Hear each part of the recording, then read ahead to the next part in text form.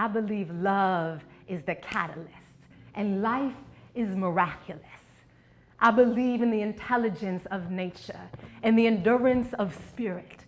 I believe in light after the longest night. And I believe if all of us commit our palms, our hearts, our minds, our lives to life, we can shape realities where all of us can thrive.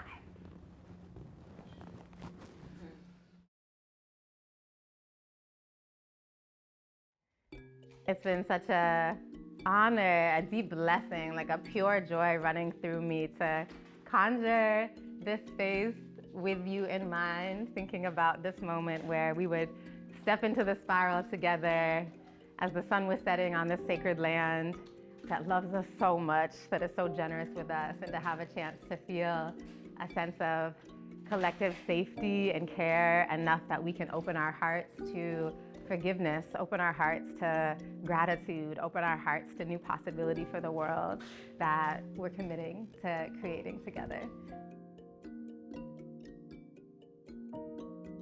This sanctuary inspires me so much, and this land inspires me so much, and to do something really in collaboration with the energy that is here, the steady care and labor that has gone into the project of Soulfire Farm has really lit me up. The prerequisite for dreaming is resting, and I wanted to create a space where first we come and we rest. We are held by the land, we're held suspended by the trees and hammocks, we're nourished, we hydrate, and then can step into this place of dreaming.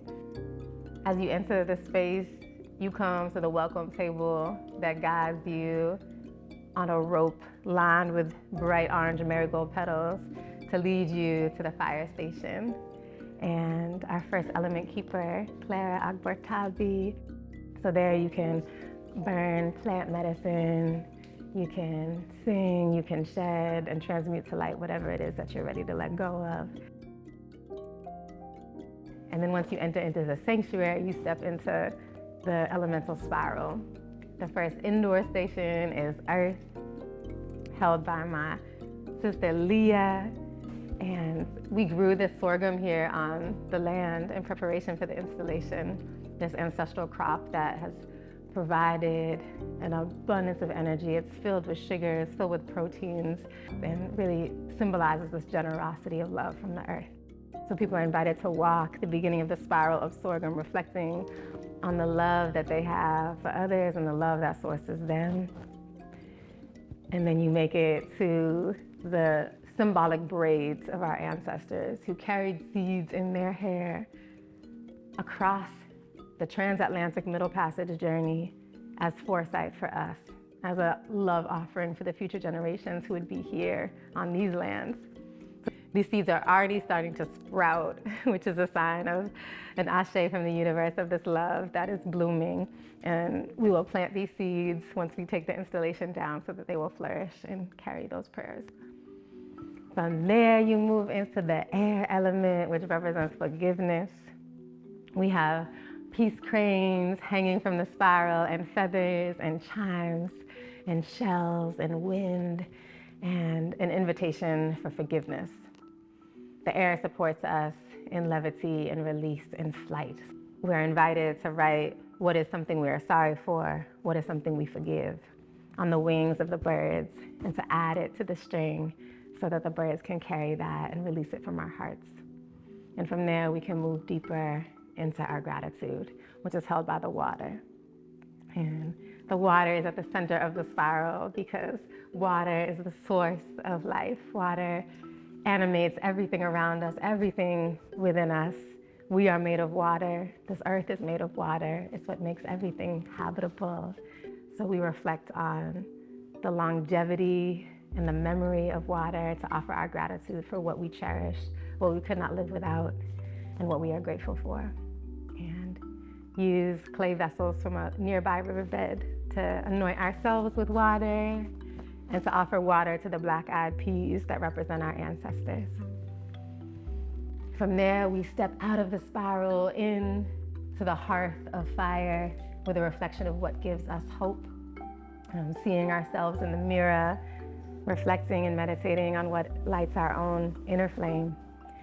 As we move into the vision section, and we have examples of the collective vision written on strips of fabric.